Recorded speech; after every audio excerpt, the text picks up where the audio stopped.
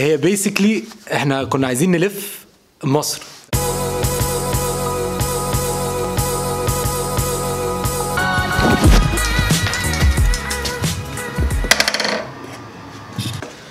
حاجتين، نفسي جدا اسافر بالعجله والفلوج رجعت.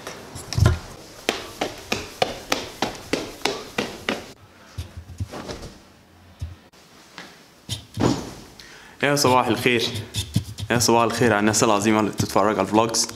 اخيرا الفلوج رجعت، والفتره اللي فاتت كان فيها شغل وجامعه كتير جدا جدا، فما كانش في وقت للفلوجز، سامحوني. ولكن خلاص الفلوج رجعت، مش هقول كده تاني، خلاص اخر مره ولا في الفلوج. الكاميرا بتاعتي كانت السبب الرئيسي ان انا ابطل فلوجز علشان كسرت في الفلوج اللي فات، ولكن في واحد صاحبي سلفني الكاميرا بتاعته 200 دي، وانا مش عارف ابطل ابص في الشاشه اللي بتطلع من جنب دي ولا في اللينز، علشان الكاميرا بتاعتي ما فيهاش الشاشه اللي بتطلع من جنب، بس هحاول ابص هنا.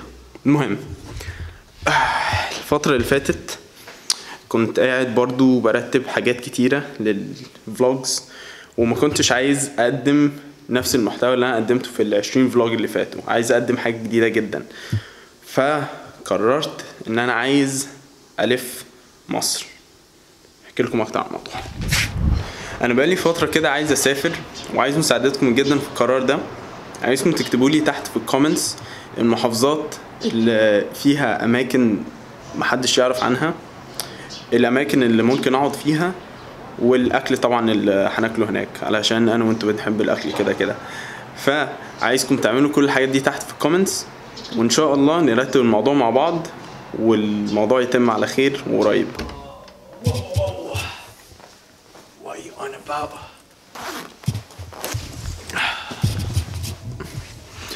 يا جماعه، ما بان الفكره في الاول برضو كانت طالعه من عمر، شكرا. ف كلمهم بقى عن الفكره بقى واحنا هنعمل ايه. بصوا يا جماعه، هي بيسكلي احنا كنا عايزين نلف مصر، تمام؟ بس هي مش فيزبل ان احنا نلف مصر كده كده، فكنا بنفكر كده فلوس فكنا بنفكر ان احنا نلف يعني الحتت اللي محدش راحها قبل كده، او الحتت اللي بجد مستاهله ان الواحد يروحها. التجمع عمر ياسر بيقول التجمع تعالوا زورونا. بس فيعني انا مثلا لما كنت فكرت في الموضوع ده كنت بفكر ان احنا نلف السواحل، بحر احمر ناخده من، يعني مش من اوله قوي يعني، بس ناخد حاجات من السواحل اللي عند البحر الاحمر، وبعد كده نروح البحر الابيض، بعد كده ننزل لغايه اسوان. ده اللي كنت بفكر فيه. بعدين مازن، اتكلمت مع مازن في الموضوع ده الصراحه. اول واحد الصراحه طلع في دماغي في الموضوع ده كان مازن يعني. فكلمت في الموضوع ده، هو قال لي على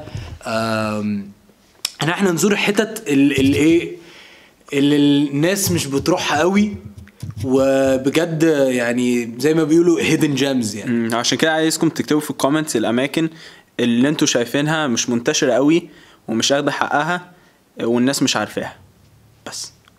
وان شاء الله عمر قريب جدا هنظبط الموضوع، قريب جدا ان شاء الله انا وعمر هنظبط الموضوع. خلاص اتكلمنا شويه كده، بس هنتقابل تاني بعد طبعا الجامعه بتاعتي لسه فاضل لي امتحان، معلش انا مخلص بقالي اسبوعين الصراحه، معلش يا بس. اشوفك في الاعياد.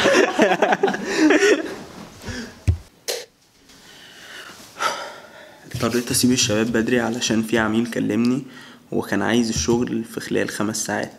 انا عارف ان ساعات بقول ان الفريلانسنج او الشغل الحر تشتغل وقت ما انت عايز، بس مش في الاوقات دي، لما الكلاينت او العميل يكون عايز الشغل في خلال 5 ساعات. فأصر انا بقى مع العميل، واشوفكم بكرة الصبح. جماعة انا شكلي كده، شكلي طبقت، وانا داخل انام على الساعة 7 لقيت في شخص طالع لي كده.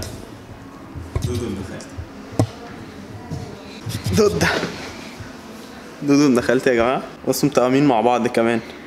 تعمل حسابك ها؟ والله ما كنتش هعرف اسلم الشغل من غيره، هو اللي صحاني. كنت مخلص الشغل بس ما بعتوش، نمت على نفسي بس. دودو you saved me، انت انقذتني فعلا. I'm your hero. اظن النهارده كده شفتوا جانب من الفريلانسنج او الشغل الحر.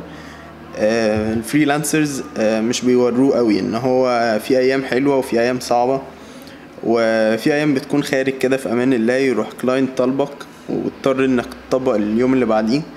فالموضوع بيفكرني جدا بتسليمات الجامعة، ولكن مش عارف انا افضل ان انا اطبق على شغل من ان انا اطبق على تسليمات الجامعة. طب تيجي نروح نكمل شغل بقى فين؟ في الورك ستيشن اللي هناك، الاتنين لابتوبس اللي طالعين دول. ماشي. يلا استنى نقوم. يا جماعة قاعدين على البين باج دي فالموضوع صعب. طب قوم انت الاول وشدني. اوبا يا ده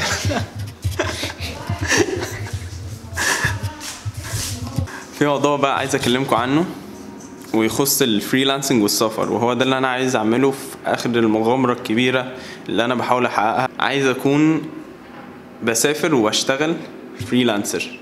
بما ان انك تشتغل فريلانسر دلوقتي محتاج لابتوب وانترنت سريع، فممكن تسافر في نفس الوقت يكون معاك شغلك وتعمله في اي مكان. فهو ده اللي انا عايز اعمله في الاخر، وفي ناس كتيرة جدا قابلتهم بيعملوا كده. لسه ما قابلتش حد من مصر، لكن في واحد صديقي اسمه جيفرو، حط صوره هنا، قابلته من سنة كنت بلففه القاهرة وكان جاي زيارة، وكان بيقول لي ان هو شغله مش بيتطلب ان هو يبقى في مكتب، هو بيخلص الشغل ويلف العالم وبعدين يبعته على العميل. فليه لأ قدام لما خلص جامعة كده او في فترة الجامعة، ليه لأ ما سافرش وفي نفس الوقت ابعت الشغل على العميل؟ بس فدي كانت فكرة جات لي وفعلا انا بفكر جدا فيها، كنت عايز اشاركها معاكم عشان بس تعرفوا ان احنا رايحين فين. الواحد هيدخل ينام دلوقتي، هشوفكم في الفلوج الجاي. سلام. ما تنسوش تعملوا لايك، سبسكرايب and share. طبعا انا اللي قايل له يقول كده.